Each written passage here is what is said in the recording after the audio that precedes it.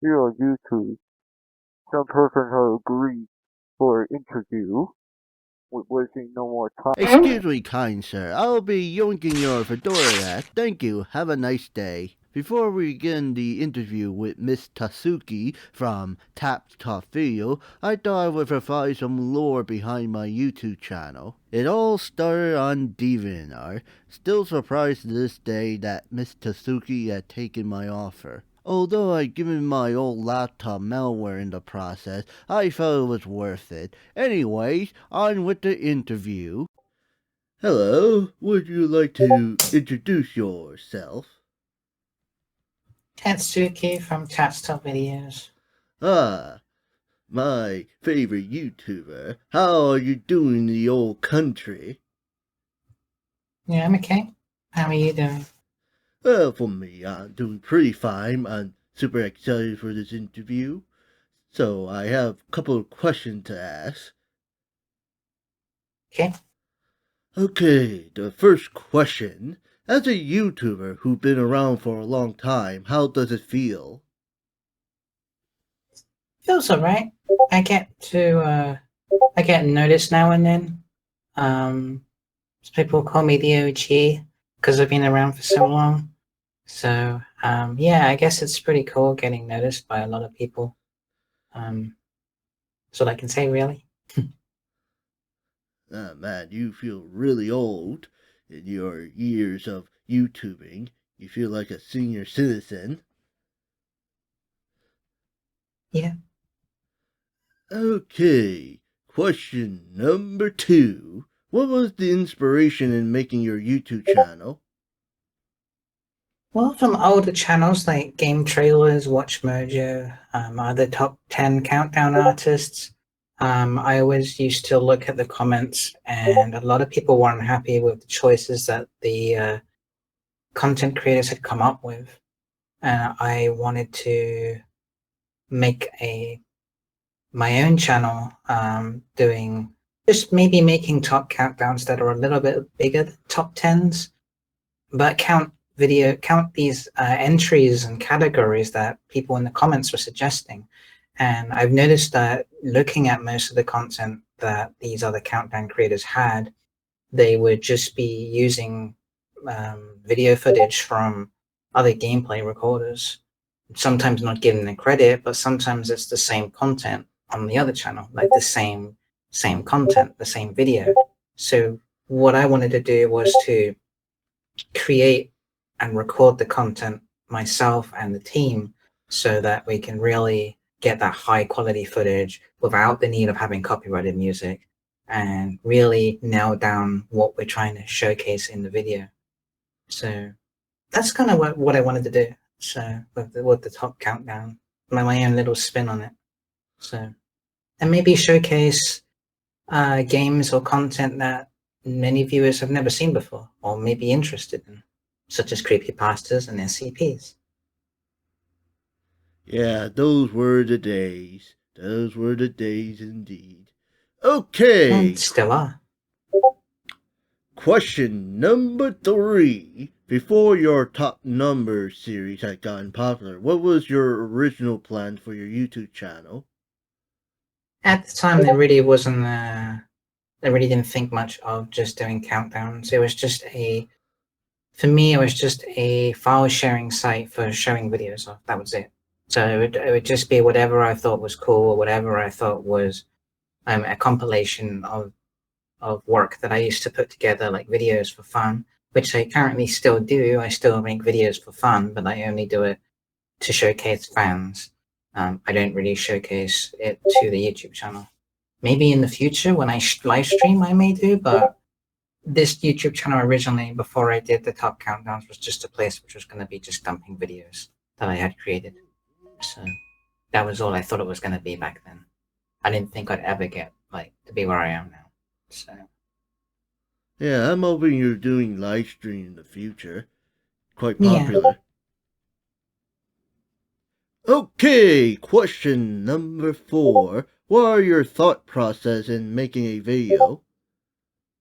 Well, the thought process for me is that I want the viewer to be engaged at all times in the video and not to feel bored.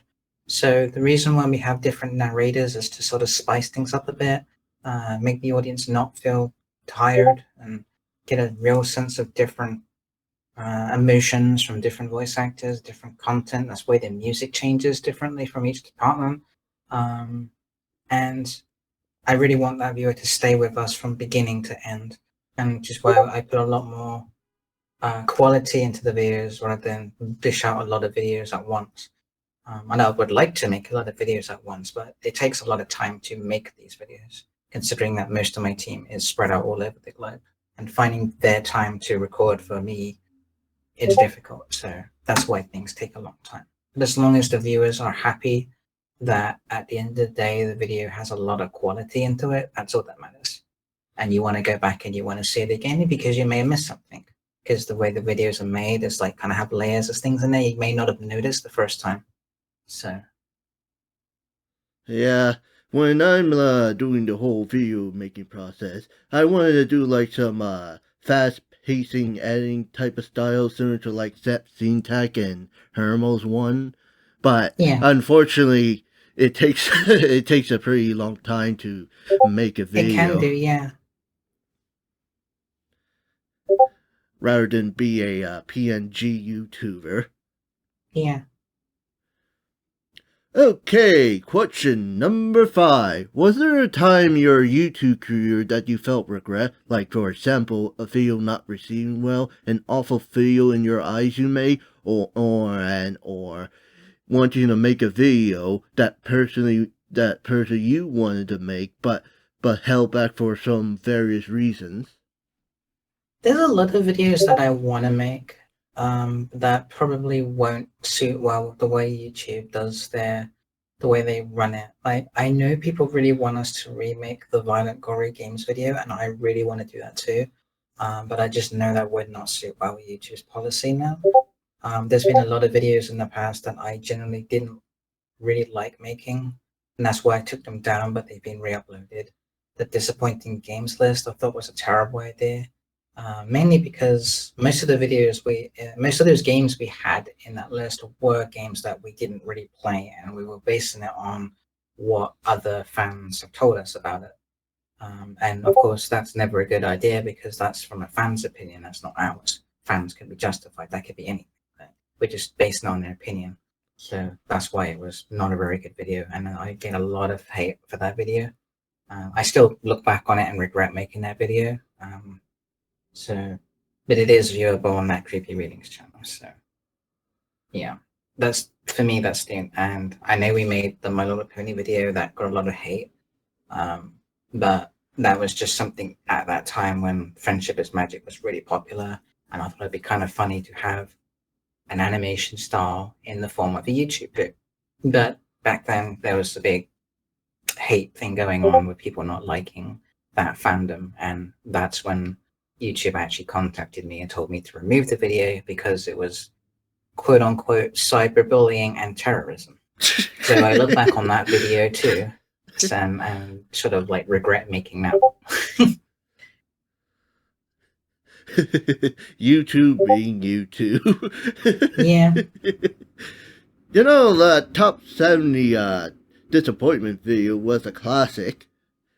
Yeah, if you really enjoyed it, you enjoyed it. But yeah, to me, I feel like I could have done better in that. If we would have actually went and put the games by genre instead of having it all in one video. If they were categorized, say, like racing games or platformers, and have the disappointing moments from that, maybe. I mean, we do have planned for the future disappointing remakes in games or disappointing sequels of the games. Then that would be, that would be a lot better. But just putting them all together like that really wasn't a good idea. So, If you plan on remaking the top 70 disappointing game, you should at least do it in a ironic tone or something like that. yeah, possibly. Okay, addendum to question 5A. This is a personal question that I had for a while. I noticed that Creepy Reading and Blameitonjorge has similar vibe to your YouTube content. I wonder if they used to be part of your team. Mm-hmm. That Creepy Reading was part of my team. Well, they still are, but they just haven't narrated because they've been too busy with their own channel. They started off doing creepypastas, but from what they said, that there wasn't much in terms of content to go on. And once you read one creepypasta, many of them just sounded the same. So that Creepy Reading went on a different sort of way in his content creation. Started, instead of doing just top whatever, it was just 5 of the or 10 of the. But then that Creepy Reading and Blame on Jorge go really, really dark and deep into some of the topics on hand, which is something we don't do. They go into death, they go into sort of like horrible deep web things, and no, there's nothing bad about that, but I'm just saying we don't go into that category.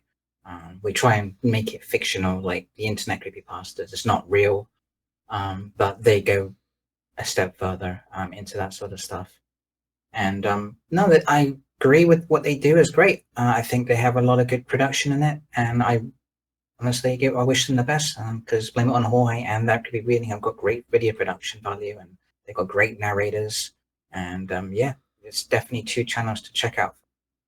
But no, Blame It on Jorge did not work with me. They were a guest narrator once, but they did not work for me, and I guest narrated in one of their videos too. So. I see.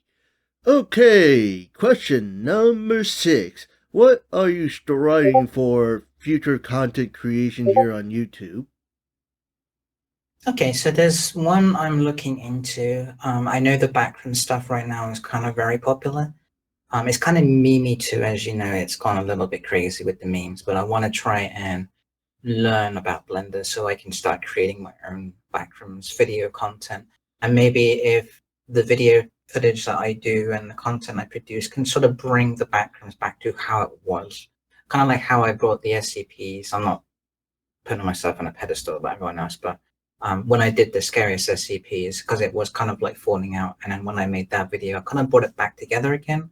And when I did the scariest SCPs, and I want to kind of do it with backrooms, so I feel like backrooms is kind of losing its edge a little bit, and I want people to feel more interested in it, or maybe people that may not know what backrooms is, we can explain it a little bit more. So we do like scariest levels in backrooms, or the unsettling levels in the backrooms, or the entities that you encounter. We can do a top countdown on them. So I would really like to do that in the future. And as I mentioned earlier, I'd like to do live streaming at some point. What it is, I'm not sure. It could be just what we plan to do in the future. It could be just our talking thing, like I want to talk to them, because I've never spoken to my fans in this live stream before. I've done it through Discord, but I've not done it through a live stream before. Maybe some fans may not want to join Discord because there's too many people there, or they might feel intimidated. But this way, for a live stream, they could talk to me directly. So that'd be cool. If you mean what I really, really want to do outside of YouTube, I would like to do, you get trailers for games. I would like to showcase or make a trailer for a game where it shows the best bits, because I realized that some trailers for video games don't really show you the meat and potatoes of a game. They show you something, but it's not what you think it is. So I really want to do that and make the trailers really worth the game you want to get. And when you look at it, you're like, yeah, I definitely want to try that now because of that footage that I've seen, or the way that sound plays, or the way that music plays. So that's kind of also what I want to do, if I could. So. Okay, the final question. Here we go! Okay, any advice for fledgling YouTubers? Any advice for first-time YouTubers? Just stick with what you do, stick with what you make, and add a sprinkle of whatever you feel someone's not done before.